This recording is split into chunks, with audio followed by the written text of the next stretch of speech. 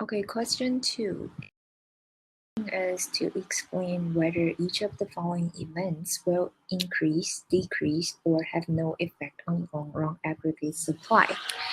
So according to this chapter, we know that there are 4 factors that will affect the long-run aggregate supply, which are labor, changes in labor, or changes in capital, or changes in natural resources.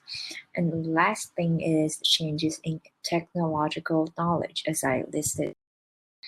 So for this question, we just have to see that which item is the question indicating. Okay, question A is saying that question A, the United States experiences a wave of immigration.